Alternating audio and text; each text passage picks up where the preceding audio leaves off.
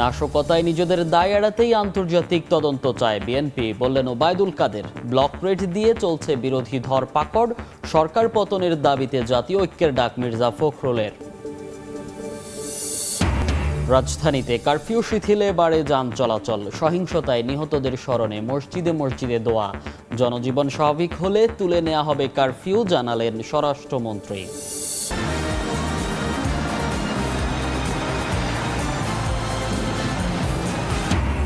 নিরাপত্তার শঙ্কার মধ্যেই Paris Olympic উদ্বোধন, সেন নদীর তীরে জমকালো আয়োজন। রেল নেটওয়ার্কে সিরিজ হামলার পর ট্রেন শিডিউল বিপর্যয়, লাখ লাখ যাত্রীর ভোগান্তি।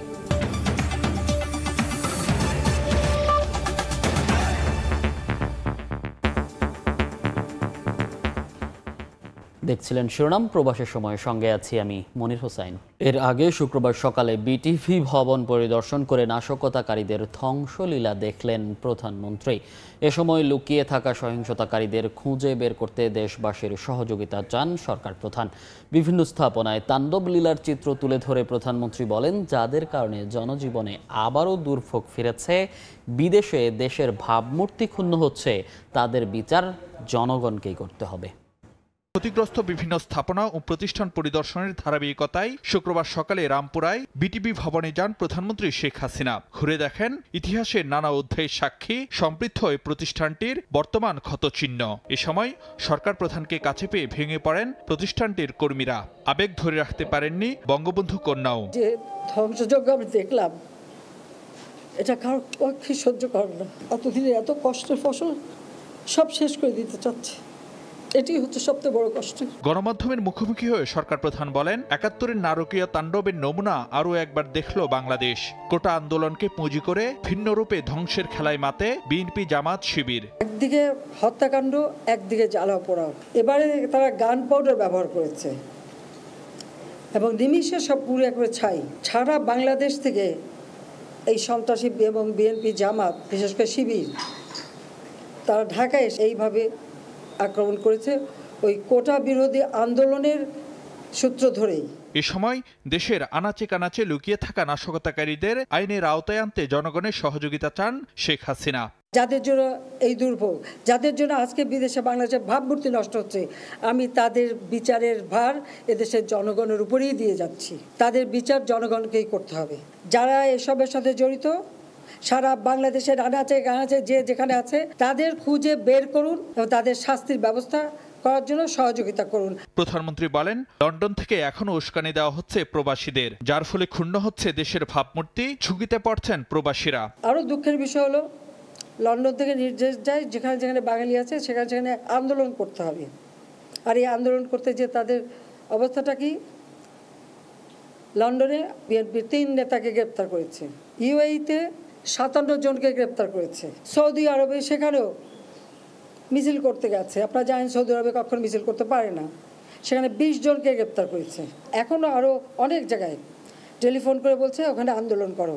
তাহলে যেটা করা মানে কি, আমাদের দেশের ভাবমূর্তি শুধু নষ্ট না, যারা কোনো কাজ করে খাচ্ছে তাদের রুজি রোজগারও তো নষ্ট হয়ে যাবে। কোটা আন্দোলন নিয়ে নিজের বক্তব্য বিকৃত করা হয়েছে বলেও জানান সরকার প্রধান। একটা জিনিস আমি লক্ষ্য করলাম, ওই মুক্তিযোদ্ধা এবং মুক্তিযোদ্ধা পরিবার বা মুক্তিযোদ্ধার দিকে যেন তাদের বেশি মানে একটা ক্ষোভ। আমার একটা কথা নিয়ে তারা কিছু কতদিন প্রতিবাদ করলো। কি কথা বলেছিলাম আমি? আমার কথাটাকে বিকৃত করা হয়েছিল। তাদের স্লোগানটা কি, তুমি কে আমি কে, রাজাকার রাজাকার, তোমার বাবা আমার বাবা, রাজাকার রাজাকার। তার মানে তারা নিজেদেরকেই রাজাকার হিসেবে পরিচয় দিল। আমি তো তাদের রাজাকার বলিনি। মিথ্যাচার আর অপপ্রচারে যেন দেশবাসী বিভ্রান্ত না হয় সে বিষয়েও সতর্ক করেন প্রধানমন্ত্রী। ফারুক ভিয়া, রবিন, সময় সংবাদ, ঢাকা। নাশকতায় নিজেদের দায় এড়াতেই বিএনপি আন্তর্জাতিক তদন্ত চায় বলে মন্তব্য করেছেন আওয়ামী লীগ সাধারণ সম্পাদক ওবায়দুল কাদের। এদিকে বিএনপি মহাসচিব মির্জা ফখরুল ইসলাম আলমগীর এক বিবৃতিতে অভিযোগ করেন, ব্লক রেট দিয়ে দলের নেতাকর্মীদের ধরপাকড় করা হচ্ছে। এছাড়াও জামাত সহ সবাইকে সরকার পতনে জাতীয় ঐক্য গড়ে তোলার আহ্বান জানান বিএনপি মহাসচিব। শুক্রবার ধানমন্ডিতে দলীয় সভাপতির রাজনৈতিক কার্যালয়ে সংবাদ সম্মেলনে আওয়ামী লীগ সাধারণ সম্পাদক ওবায়দুল কাদের বলেন, দায় এড়াতেই আন্তর্জাতিক তদন্তের দাবি করছে বিএনপি। বিএনপি সবসময় দেশের উপর, দেশের জনগণের উপর আস্থা না রেখে বিদেশি প্রভুদের উপর ভর করে রাজনীতি করে, এক্ষেত্রেও তাদের সন্ত্রাস চরিত্র উন্মোচিত হওয়া, সেটা থেকে দায় মুক্তির জন্য তারা বিদেশিদের হস্তক্ষেপ দাবি করছে। এদিন দুপুরে জাতীয় প্রেস ক্লাবে এক আলোচনায় আওয়ামী লীগের যুগ্ম সাধারণ সম্পাদক ও পররাষ্ট্রমন্ত্রী ডক্টর হাসান মাহমুদ দাবি করেন, লন্ডন থেকে নির্দেশনায় দেশব্যাপী সহিংসতা চালানো হয়। আজকে রাষ্ট্র আক্রান্ত এবং এই রাষ্ট্রের উপর হামলা তারেক রহমানের নির্দেশে হয়েছে। আমির খসরু মাহমুদ চৌধুরী কিভাবে নির্দেশ দিচ্ছে তাদের তরুণ নেতাকর্মীদের যে এখানের মধ্যে ঢুকে পড়ো, তোমরা এঙ্গেজ হও। এটি কোনো রাজনৈতিক দল? আমাদের কাছে পুলিশ তদন্ত করছে, যারা পিটিয়ে মানুষ হত্যা করে ঝুলিয়ে রেখেছে প্রত্যেকের বিচার হবে। এদিকে বিএনপি মহাসচিব মির্জা ফখরুল ইসলাম আলমগীর এক বিবৃতিতে অভিযোগ করেন, গুমের সংস্কৃতি চালু রেখে মানুষের মনে ভীতি সঞ্চার করেছে সরকার। রাষ্ট্রীয় বাহিনীকে ব্যবহার করে ব্লক রেড দিয়ে ৩,০০০ বিএনপি নেতাকর্মী ও শিক্ষার্থীকে গ্রেফতার করা হয়েছে বলেও দাবি তার। সহিংসতা এবং শিক্ষার্থী সাধারণ মানুষ হত্যার দায় নিয়ে সরকারকে পদত্যাগের আহ্বানও জানান মির্জা ফখরুল। এই বিবৃতিতে তিনি দ্রুত কারফিউ প্রত্যাহারেরও দাবি জানান। আহমেদ সালেহীন, সময় সংবাদ, ঢাকা। দেশের মানুষকে জিম্মি করে সরকার পতনের জন্যই বিএনপি জামাত সহিংসতা করেছে বলে মন্তব্য করেছেন আওয়ামী লীগের সভাপতিমণ্ডলীর সদস্য অ্যাডভোকেট কামরুল ইসলাম এমপি। শুক্রবার বিকেলে কেরানীগঞ্জ মডেল থানা আওয়ামী লীগের ত্রাণ বিতরণ কর্মসূচিতে এ কথা বলেন কামরুল ইসলাম। এ সময় তিনি অভিযোগ করেন, কোটা সংস্কার আন্দোলনে ভর করে বিএনপি জামাত তাণ্ডব লীলা চালিয়েছে। এই অপশক্তিকে রুখে দিতে জনগণের প্রতি আহ্বান জানান তিনি। ছাত্রদের আন্দোলনে তারা তাদের কাঁধে সর হয়ে আজকে তারা সরকারের পতনের জন্য চেষ্টা করেছে। তারা যেই কাজগুলো তারা করেছে এই বিগত 2-3 দিন সমস্ত দেশবাসী হতভম্ব হয়ে গেছে, বিস্মিত হয়ে গেছে যে বাংলাদেশে একটা দেশের বিরুদ্ধে, রাষ্ট্রের বিরুদ্ধে, দেশের উন্নয়নের বিরুদ্ধে দেশের সকল স্থাপনাকে কিভাবে তারা ধ্বংস করতে পারে।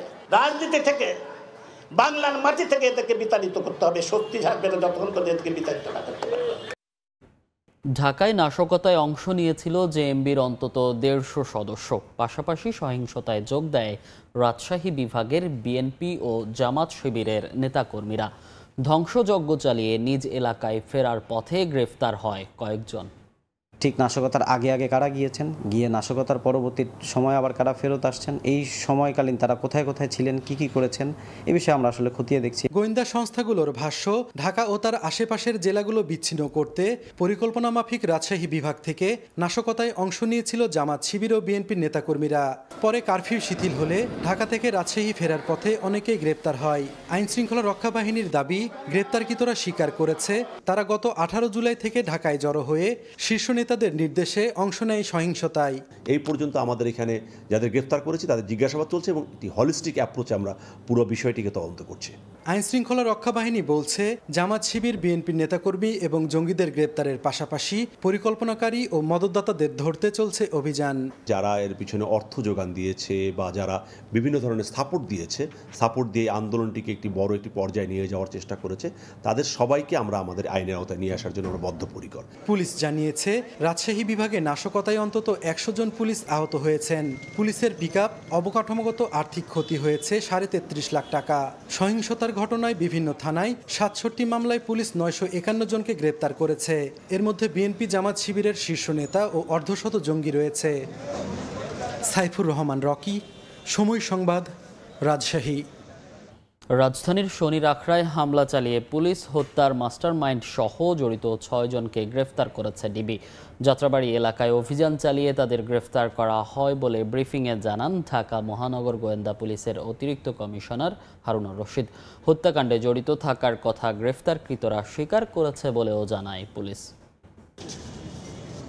যাত্রাবাড়ি এলাকায় অভিযান চালিয়ে পুলিশ হত্যাকাণ্ডের মাস্টারমাইন্ড ডেমরা থানা ছাত্রদলের আহ্বায়ক মাসুদ রানা সহ 6 জনকে গ্রেফতার করেছে ঢাকা মহানগর গোয়েন্দা পুলিশ। ডিবি বলছে, মাস্টারমাইন্ড মাসুদ রানার নেতৃত্বে গত 19 ও 20 জুলাই যাত্রাবাড়ির রায়ের বাগে অগ্নিসংযোগ করে আবু বক্কর, রবিউল ইসলাম, সৌরভ মিয়া, তারেক সহ 25-30 জনের একটি দল। এ সময় মোটরসাইকেল আরোহী পুলিশ সদস্যকে বাঁশ ও লাঠি দিয়ে পিটিয়ে হত্যা করে তারা। মোবাইল ফোন এবং বিভিন্ন ধরনের ডিজিটাল ডিভাইস সবগুলি আমরা অ্যানালাইজ করছি, ভিডিও ফুটেজগুলি আমরা অ্যানালাইজ করছি। আমরা মনে করি অনেক বিএনপি জামাতের গুরুত্বপূর্ণ সদস্য যারা হত্যাকাণ্ডে অংশগ্রহণ করেছে, হত্যাকাণ্ডের নেতৃত্ব দিয়েছে, অর্থের যোগান দিয়েছে, আমরা তাদেরকে আইনের আওতায় নিয়ে এসেছি এবং তাদের মোবাইল ফোনে আমরা সেই সকল তথ্য আমরা পাচ্ছি। ব্রিফিংয়ে হত্যাকারীদের স্বীকারোক্তির ভিডিও দেখানো হয়। আমি সন্ধ্যার সময় যাই, যাওয়ার পরে আমি ওইখানে অনেক লোকজন দেখছি আগুন জ্বালাইতে এবং আমি নিজেও ওইখানে বাঁশ দিয়ে আগুন জ্বালাই। পুলিশের মনোবল ভেঙে দিয়ে অকার্যকর রাষ্ট্রে পরিণত করতেই পুলিশ হত্যাকাণ্ডের মিশন বলে ব্রিফিংয়ে দাবি করা হয়। পুলিশকে যে পিটিয়েছে বা মেরে হত্যা করে তা না, তারা অনেক বাসাবাড়িতেও গিয়েও তারা কিন্তু পুলিশ সদস্য আছে কি না তারা সেটা কি করে। আমরাও এখন ওই জামাত শিবির চক্র, বিএনপির চক্র কোন বাসাবাড়িতে আছে, কারা হত্যাকাণ্ডে অংশ, তাদেরকেও আমরা বুঝছি এখন তারা কোন বাড়িতে আছে, যে বাড়ি থাকবে সেখানে তাদের ধরে নিয়ে আসবো আমরা। ব্রিফিংয়ে ডিবির অতিরিক্ত পুলিশ কমিশনার জানান, মেট্রো রেলে হামলাকারীদেরও তথ্য বেরিয়ে আসছে, জড়িতদের গ্রেফতার করতে চলছে অভিযান। স্থাপনাগুলিকে সাদিকুর রহমান, সময় সংবাদ, ঢাকা। কোটা সংস্কার আন্দোলনকে কেন্দ্র করে ঢাকা বিশ্ববিদ্যালয়ের বিভিন্ন আবাসিক হলে প্রায় ৩০০ কক্ষ ভাঙচুর করা হয়েছে বলে জানিয়েছেন উপাচার্য অধ্যাপক ডক্টর ASM মাকসুদ কামাল। শুক্রবার সকালে রোকেয়া হল সহ বেশ কয়েকটি হল পরিদর্শন শেষে তিনি আরও বলেন, এই সহিংসতায় বিশ্ববিদ্যালয়ের প্রায় ৫ কোটি টাকার ক্ষতি হয়েছে। ভাঙচুর করা কক্ষ সংস্কার করা সময় সাপেক্ষ হওয়ায় বিশ্ববিদ্যালয় খুলতে দেরি হওয়ার ইঙ্গিত দেন তিনি। আমি যেটা ভয় পাচ্ছিলাম যে আমার সামনে আমার যদি কোনো ক্ষতিগ্রস্ত হয়, এই জীবনে আমি কিভাবে রাখবো, তাই না? কারণ আমার তো হাতে কন্ট্রোল নাই। এখন ওরা যে কিছু করতে পারতো, ১-১.৫ হাজার মেয়ে, ওদের পক্ষে অনেক কিছু করাই সম্ভব ছিল। কারোর প্রতি আক্রোশ থাকতে পারে, সেই রুমগুলো ওরা খোঁজার চেষ্টা করেছে এবং সেগুলো সব ভাঙচুর করছে। যারা ভাঙচুর করেছে সেই ছাত্রদের আমরা চিনি না বেসিক্যালি। শুক্রবার আন্দোলনে ক্ষতিগ্রস্ত বিভিন্ন হল পরিদর্শনে যান উপাচার্য অধ্যাপক ডক্টর ASM মাকসুদ কামাল। বলেন, ৩০০-রও বেশি কক্ষ ভাঙচুর করা হয়েছে। এই ঘটনায় বিশ্ববিদ্যালয়ের প্রায় ৫ কোটি টাকার ক্ষতি হয়েছে। ঢাকা বিশ্ববিদ্যালয়ের প্রায় ৩০০টি রুম ভাঙচুর হয়েছে এবং অসংখ্য রুম ব্যাপকভাবে ক্ষতিগ্রস্ত হয়েছে। ইঞ্জিনিয়ারিং ডিভিশন ঢাকা বিশ্ববিদ্যালয়ের মাধ্যমে আমরা ক্ষতিগ্রস্ত রুমগুলোর অ্যাসেসমেন্ট করেছি। কক্ষ সংস্কার করা সময় সাপেক্ষ ব্যাপার, তাই সহসাই বিশ্ববিদ্যালয় খোলা সম্ভব নয় বলেও জানান ভিসি।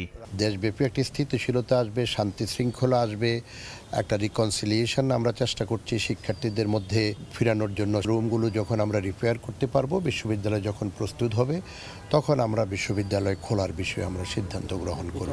সংস্কারের পর কেবল নিয়মিত ছাত্ররাই আবাসিক হলে সিট পাবে বলেও জানান বিশ্ববিদ্যালয়ের উপাচার্য। শাকির আহমেদ, সময় সংবাদ, ঢাকা। সারা দেশে স্বাভাবিক হতে শুরু করেছে জনজীবন। রাজধানীতে ৯ ঘন্টা কারফিউ শিথিলে ছুটির দিনেও বাড়ে মানুষ ও যানবাহন চলাচল। এদিকে শনিবারও ঢাকা, নরসিংদী, নারায়ণগঞ্জ ও গাজীপুরে সকাল ৮টা থেকে বিকেল ৫টা পর্যন্ত কারফিউ শিথিল থাকবে। রাজধানীর বিভিন্ন সড়ক ঘুরে আরও জানিয়েছেন দিন মোহাম্মদ সাব্বির। আজ শুক্রবার সাপ্তাহিক ছুটির দিন, তবে ভিন্ন চিত্র রাজধানীর সড়কগুলোতে।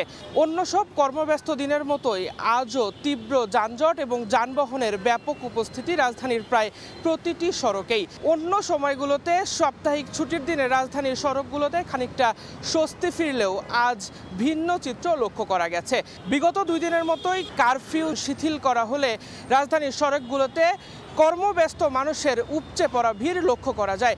শুক্রবার সকাল থেকেই রাজধানীর প্রায় প্রতিটি সড়কেই যানবাহনের ব্যাপক উপস্থিতি, একই সঙ্গে কর্মজীবী, শ্রমজীবী মানুষ এবং ব্যবসায়ী যারা রয়েছেন তাদের উপস্থিতি আমরা লক্ষ্য করেছি। আজকে একটু ফাঁকা মনে করছে, তাই সবাই দৌড়াদৌড়ি করতেছে, যার যার গন্তব্যস্থলে যাইতেছে। ব্যাটারি দিয়ে বেড়েছি, খাওয়ার লেগে বাইরেছি, 4-5 ছেলে মেয়ে আছে, এগুলো খাওয়ার না নিতে আমরা চলমু কামনি। শুক্রবারে এতটা জ্যাম থাকে না, রাস্তা পুরো ফাঁকা থাকে, কিন্তু আজকে অনেক জ্যাম। এখানে কর্তব্যরত আইন শৃঙ্খলা বাহিনীর সদস্যদের সঙ্গে আমরা কথা বলেছি। তারা যেমনটি জানিয়েছেন যে অন্যান্য সময় সাপ্তাহিক ছুটির দিনে রাজধানীর সড়কগুলোতে যানবাহনের উপস্থিতি খানিকটা কম থাকলেও আজকে আসলে তীব্র যানজট এবং যানবাহনের ব্যাপক উপস্থিতি লক্ষ্য করা গেছে। যেটুকু সময় কারফিউ শিথিল থাকে সেই সময়টুকু মানুষ তার প্রয়োজনীয় কার্যক্রম সারার জন্য তাড়াহুড়ো করে বের হয়, তাড়াহুড়ো করে ঢোকার জন্য বাসায়।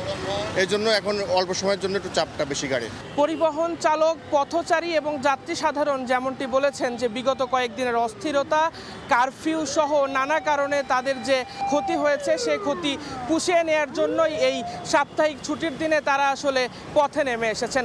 তো এই ছিল আমার কাছে সর্বশেষ। দিন মোহাম্মদ সাব্বির, সময় সংবাদ, ঢাকা।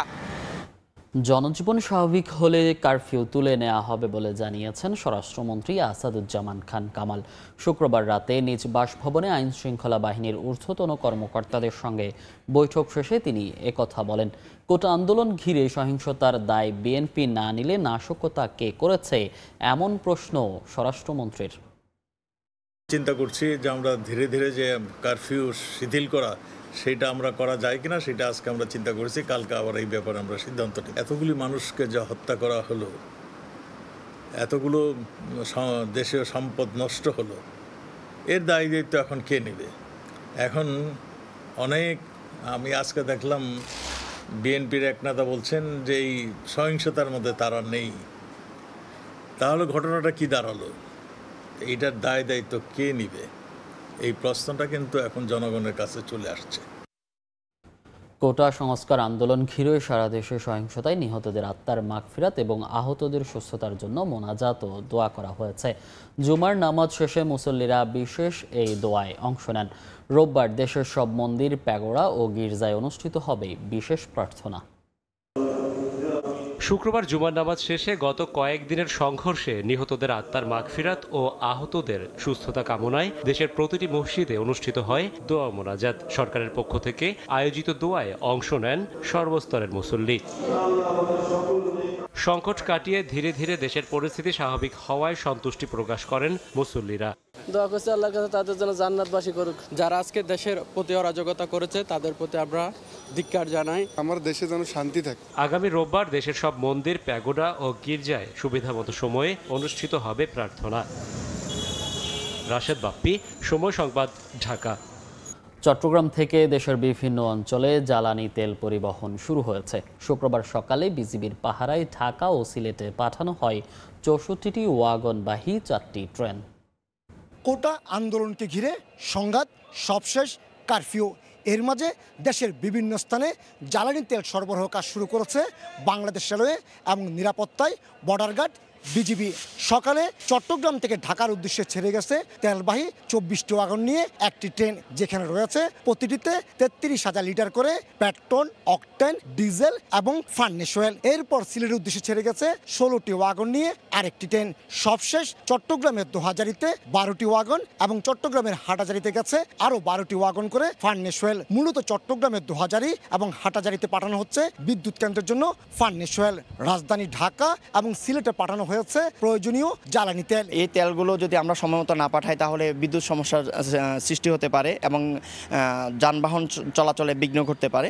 অপরদিকে বিজিবির পক্ষ থেকে ব্যাপক নিরাপত্তা ব্যবস্থা নেওয়া হয়েছে এইসব তেলবাহী ওয়াগন যাতে গন্তব্যে পৌঁছাতে পারে। জনজীবন সচল রাখার জন্য তেলবাহী ওয়াগনগুলো দেশের বিভিন্ন গন্তব্যস্থলে বিজিবি কঠোর নিরাপত্তার মাধ্যমে পৌঁছে দিচ্ছে।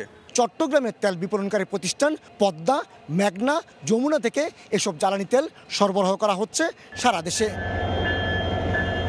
গত কয়েকদিন ধরে জ্বালানি তেল সরবরাহ বন্ধ থাকায় জনজীবন অনেকটা বিপর্যস্ত হয়ে পড়েছিল। কমল দে, সময় সংবাদ, চট্টগ্রাম। ফ্লাইট বাতিল হওয়ায় রিশিডিউল করতে হয়েছে টিকিট। নির্দেশনা ছিল অতিরিক্ত কোনো টাকা ছাড়াই এমনটা করবে এয়ারলাইন্স বা এজেন্ট। তবে এজেন্সির বিরুদ্ধে নতুন করে 18,000 টাকা নেয়ার অভিযোগ করেছেন এক সৌদি প্রবাসী। কাজল আব্দুল্লাহর রিপোর্ট।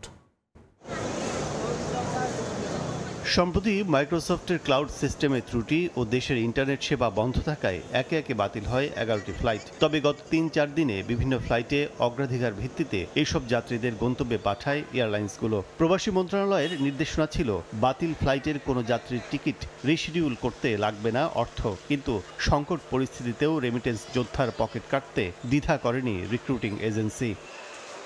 সংকটকালীন প্রবাসীদের আবাসন সমস্যা নিয়ে জানতে খিলক্ষেতের বড়ুয়া বঙ্গবন্ধু ওয়েস আর্নার্স সেন্টারে যায় সবাই সংবাদ। সেখানে এয়ার অ্যারাবিয়ার ফ্লাইট বাতিল হওয়ায় অবস্থান নেন জাকির নামের এক সৌদি প্রবাসী। তিনি জানান, টিকিট রিশিডিউলের জন্য এজেন্ট সাইমা এন্টারপ্রাইজকে নতুন করে দিতে হয়েছে 18,000 টাকা। ফ্লাইট বাতিল হওয়ার কারণে ওই 20 তারিখ তো আমি যাইতে পারি না। এজেন্ট বলতেছে যে আপনি টিকিট এখন আপডেট করতে হলে 18,000 টাকা জরিমানা দিতে। এই প্রবাসীর অভিযোগের ভিত্তিতে সাইমা এন্টারপ্রাইজের খোঁজে আমরা যাই রাজধানীর নয়াপল্টনে। মসজিদগুলিতে জিজ্ঞেস করে পাওয়া যায় অফিসের ঠিকানা। কথা হয় প্রতিষ্ঠানটির চেয়ারম্যানের সঙ্গে।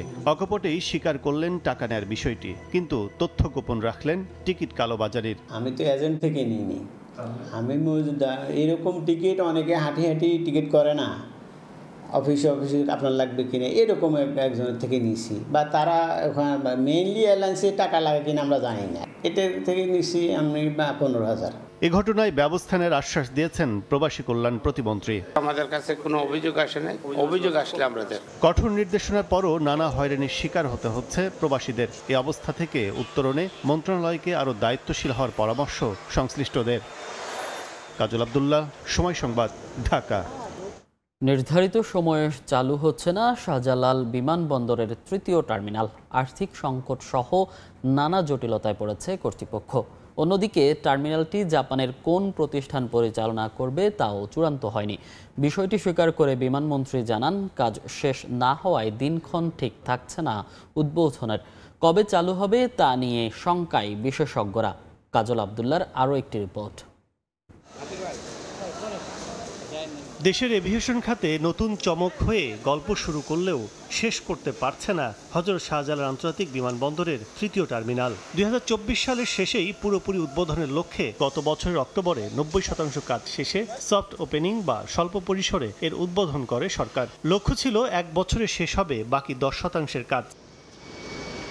কিন্তু শেষ সময়ে এসে নিরাশার চাদরে ভাসছে উদ্বোধনের ঢাকঢোল। নির্ধারিত সময়ে চালু করা সম্ভব হচ্ছে না বলে জানিয়েছেন বিমানমন্ত্রী। থার্ড টার্মিনাল চালু করার ব্যাপারে যে পরিকল্পনা আমাদের ছিল সেই মোতাবেক চালু করা সম্ভব হবে না। টার্মিনাল চালুর দিনক্ষণ নিয়ে শঙ্কায় আছেন খাত সংশ্লিষ্টরাও।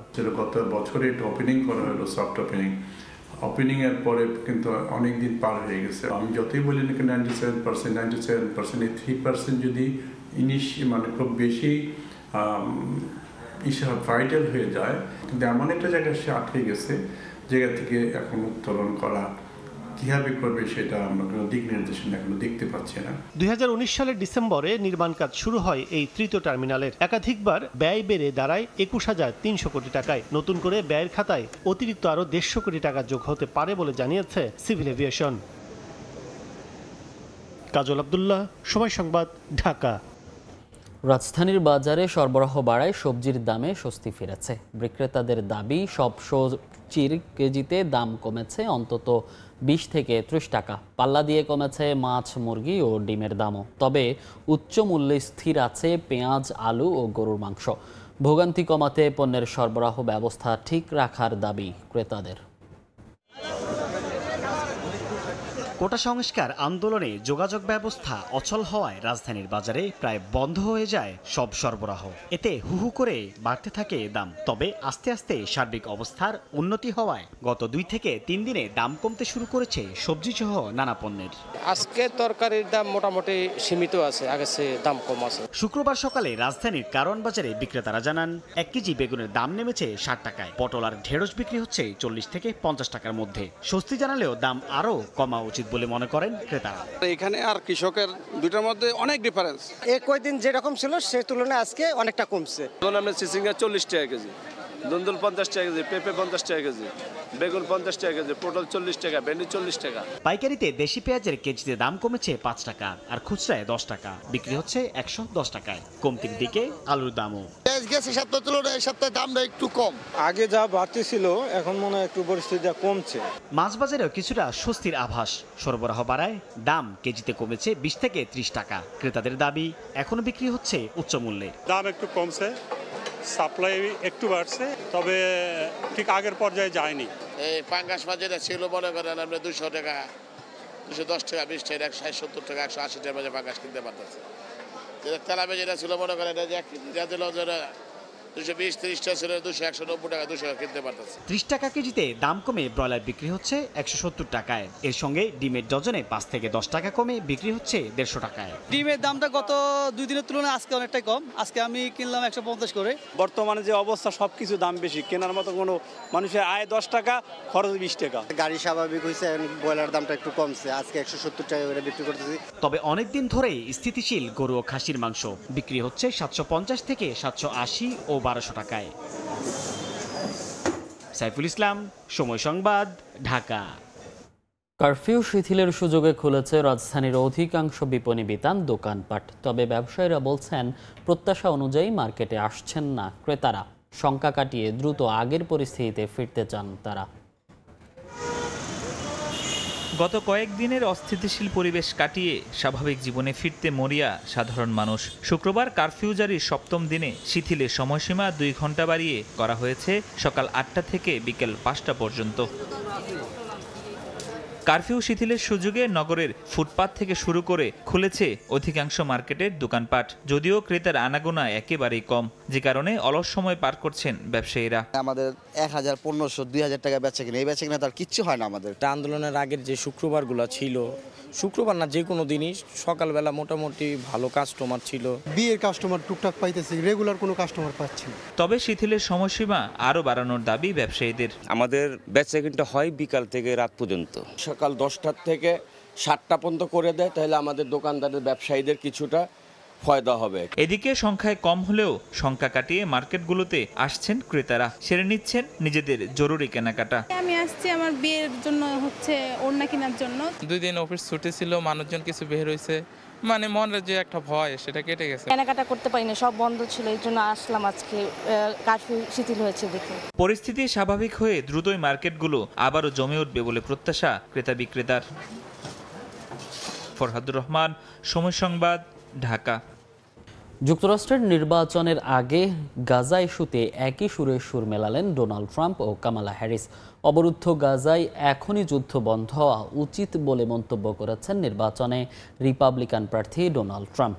অন্যদিকে সংকট নিরসনে দ্বিরাষ্ট্রই একমাত্র সমাধান বলে জানান সম্ভাব্য ডেমোক্রেট প্রার্থী কামালা হ্যারিস।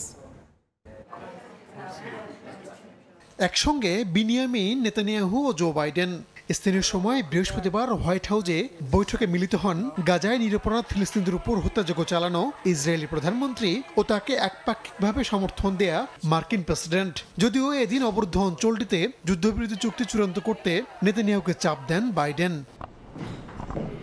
এদিন ইসরায়েলি প্রধানমন্ত্রীর সঙ্গে বৈঠক করেন মার্কিন ভাইস প্রেসিডেন্ট কামালা হ্যারিসও। পরে সাংবাদিকদের মুখোমুখি হন আগামী নির্বাচনে ডেমোক্রেট দলের সম্ভাব্য এই প্রার্থী। ইসরায়েলের প্রতি নিজের সমর্থন ব্যক্ত করলেও গাজায় যা হচ্ছে তা নিয়ে নীরব থাকবেন না বলে জানান কামালা।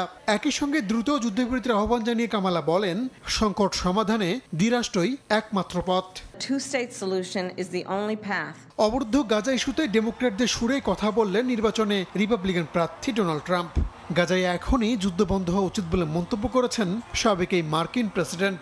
যদিও নিজেকে ইসরায়েল পন্থী বলে দাবি করেছেন তিনি। স্থানীয় সময় শুক্রবারই ট্রাম্পের সঙ্গে সাক্ষাতের কথা রয়েছে নেতানিয়াহুর। এদিকে নেতানিয়াহুর যুক্তরাষ্ট্র সফরে বিরোধিতা করে হোয়াইট হাউসের বাইরে জড়ো হন ফিলিস্তিনপন্থী বিক্ষোভকারীরা। এ সময় হাতে প্লাকার্ড, ফেস্টুন নিয়ে ইসরায়েলি প্রধানমন্ত্রীকে যুদ্ধাপরাধী আখ্যা দিয়ে স্লোগান দেন তারা। একই সঙ্গে ওয়াশিংটনকে ইসরায়েলের সামরিক সহায়তা বন্ধের আহ্বানও জানান। রাহানুল রানা, সময় সংবাদ।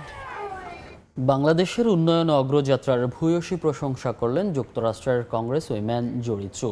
লস অ্যাঞ্জেলেসে আনন্দ মেলার আয়োজনে বাংলাদেশের অর্জনে ব্যাপক প্রশংসা করেন বক্তারা। যুক্তরাষ্ট্র থেকে লস্কর আল মামুনের রিপোর্ট। প্রতি বছরের মতো এবারও যুক্তরাষ্ট্রের লস অ্যাঞ্জেলেসের বিখ্যাত হলিউডে 2 দিন ব্যাপী আয়োজন করা হয় আনন্দ মেলা। বাংলা সাহিত্য ও সংস্কৃতির মিলন মেলার এই আয়োজনে বক্তারা তুলে ধরেন দেশের ইতিহাস, ঐতিহ্য ও সংস্কৃতি। উদ্বোধনী দিনে ক্যালিফোর্নিয়ার কংগ্রেস ওমেন জুডি চু এবং সমাপনীতে ক্যালিফোর্নিয়ার Paris city mayor Michael Vargas প্রধান অতিথি হিসেবে উপস্থিত ছিলেন। এশিয়ান আমেরিকানদের অধিকার আদায়ে গঠিত Congressional Asian Asian Pacific American caucus leadership pack এর চেয়ারপারসন ও ক্যালিফোর্নিয়ার কংগ্রেস ওম্যান জুডি চু আনন্দমেলার উদ্বোধনী বক্তব্যে বাংলাদেশের উন্নয়ন অগ্রযাত্রা তুলে ধরে বাংলাদেশ ও বাংলাদেশিদের ব্যাপক প্রশংসা করেন। Bangladesh remain committed to democratic values and that Bangladeshi people feel fairly represented by their government. আনন্দমেলার প্রতিষ্ঠাতা সভাপতি মোহাম্মদ আলী খানের উদ্যোগে বাংলাদেশ আমেরিকান অ্যাসোসিয়েশন অফ লস অ্যাঞ্জেলেসের আয়োজনে ভার্জিল মিডল স্কুল প্রাঙ্গণে আনন্দমেলায় শিল্পীদের পরিবেশনা মুগ্ধ করে স্থানীয় ও প্রবাসী বাংলাদেশি দর্শকদের। নতুন প্রজন্মকে বাংলা ও বাঙালির সঙ্গে নিবিড় সম্পর্ক গড়তে আনন্দ আয়োজনে বিনোদনের পাশাপাশি ছিল সম্মাননা প্রদান পর্ব। এতে বিশেষ ব্যক্তি ও শিল্পীদের হাতে তুলে দেওয়া হয় সম্মাননা। লস্কর আল মামুন, সময় সংবাদ, লস অ্যাঞ্জেলেস, যুক্তরাষ্ট্র। খেলার খবর। এইচপি ও বাংলাদেশ টাইগার্সের প্রস্তুতি ম্যাচগুলো দেখতে প্রধান কোচ চান্ডিকা হাথুরে সিংহের বাংলাদেশে থাকা উচিত ছিল, এমনটা মনে করেন বিসিবি পরিচালক খালেদ মাহমুদ সুজন। পাকিস্তান সিরিজের আগে ক্যাম্প আয়োজন করে সেরা স্কোয়াড নির্বাচন করবেন হাথুরু, এমনটাই প্রত্যাশা সুজনের। 4 বছর পর আবারও পাকিস্তানের মাটিতে টেস্ট খেলবে বাংলাদেশ। ঘরে বাইরে এখন পর্যন্ত সাদা পোশাকে দলটার বিপক্ষে জয় নেই টাইগারদের। এমন কঠিন পরীক্ষার আগে হাই পারফরমেন্স ইউনিট আর বাংলাদেশ টাইগার্সের আদলে যখন প্রস্তুতি নিচ্ছেন ক্রিকেটাররা, তখন ছুটি কাটাচ্ছেন প্রধান কোচ চান্ডিকা হাথুরু সিংহে। লম্বা সময় লাল বলের ক্রিকেটের বাইরে বাংলাদেশ। সাদা পোশাকে প্রস্তুতি নিতে চট্টগ্রামে 2 দিনের ম্যাচ খেলেছেন টেস্ট দলের ক্রিকেটাররা। ভুল ত্রুটি শুধরে নেওয়ার ম্যাচগুলোতে প্রধান কোচ হাথুরুর দলের সঙ্গে থাকা উচিত ছিল বলে মনে করেন খালেদ মাহমুদ সুজন। সত্যি কথা বলতে উচিত ছিল তো অবশ্যই, উচিত না কারণ ওখানে তো আমাদের অনেক প্লেয়ার খেলছে যাদেরকে উনি দেখতে পারতেন হয়তো বা, বাট কেন নাই এটা তো ধরেন আমি বলতে পারবো না রিজনটা কি বিহাইন্ড ইট। বাট ডেফিনেটলি যদিও উনি ন্যাশনাল টিম নিয়ে ওনার দায়িত্ব, বাট তারপরেও ন্যাশনাল টিমের পাইপলাইনে কী ক্রিকেটার আছে এটা দেখাটাও তো ওনার দায়িত্ব বলে আমি মনে করি আসলে। বাট ডেফিনেটলি থাকলে ভালো হতো। পাকিস্তানের মাটিতে বরাবরই সুবিধা পেয়ে থাকেন পেসাররা। স্বস্তির ব্যাপার হলো টাইগার পেসাররা আছেন দারুণ ছন্দে, তবে তাদের মাটিতে টেস্টে ভালো করতে হলে বড় ভূমিকা থাকবে ব্যাটারদের। তাছাড়া চিন্তার কারণ টাইগার টপ অর্ডারের সাম্প্রতিক ব্যর্থতাও। ফার্স্ট উইকেটও বানাও, সেটা আমাদের জন্য ভালো, আমাদের পেস বলারও জোরে বল করে এখন। তো আমি মনে করি না খুব একটা ঝামেলা হবে যেই উইকেটেই খেলা হোক, বাট আমাদের ব্যাটিংটাকে ভালো করতে হবে। মেন কথা হচ্ছে এটা যে টেস্ট ম্যাচের মতো ব্যাটিং করতে হবে, একটু সময় নিয়ে খেলতে হবে, লম্বা সময়। যদি আমরা টসে আগে যদি যে ফার্স্ট ইনিংসটা খুব ইম্পর্টেন্ট, আমি মনে করি অ্যাটলিস্ট 5-6টা সেশন যদি আমরা ব্যাটিং করতে পারি তাহলে টেস্ট ম্যাচকে কন্ট্রোল করা সব। পাকিস্তানের মাটিতে টেস্ট নিয়ে আলোচনা হলেই সামনে আসে 2003 মুলতান টেস্ট। পক্ষপাতমূলক আম্পায়ারিং করে যে ম্যাচটা ছিনিয়ে নিয়েছিল স্বাগতিকরা, সেই ম্যাচের স্মৃতি রোমন্থন করলেন মুলতান টেস্টের অন্যতম পারফর্মার খালেদ মাহমুদ সুজন। ওই একটা টেস্ট ম্যাচে আমি বলি যে যদি আপনি পুরো আম্পায়ারিং দেখেন, এত বাজে আম্পায়ারিং হয়েছে চিন্তার বাইরে, এবং মানে অনেক ঘটনা ঘটেছে আসলে ওই টেস্ট ম্যাচটা। মানে যেটা আমাদের জিতা ম্যাচ ছিল, তো আমরা আরও বড় ব্যবধানে জিতেছিলাম, আমরা 1 উইকেটে হারলাম। ওই একটা উইকেট না নেওয়ার দুঃখটা আমাদের সবসময় থাকবে। তবে সব প্রতিকূলতা কাটিয়ে বাংলাদেশ এবার পাকিস্তানের মাটিতে ভালো ক্রিকেট খেলবে বলেও প্রত্যাশা সুজনের। তারেক হাসান শিমুল, সময় সংবাদ, ঢাকা। এ পর্যায়ে শীর্ষ সংবাদগুলো জানিয়ে দিচ্ছি আরেকবার। নাশকতায় নিজেদের দায় এড়াতেই আন্তর্জাতিক তদন্ত চায় বিএনপি, বললেন ওবায়দুল কাদের। ব্লক রেট দিয়ে চলছে বিরোধী ধরপাকড়, সরকার পতনের দাবিতে জাতীয় ঐক্যের ডাক মির্জা ফখরুলের।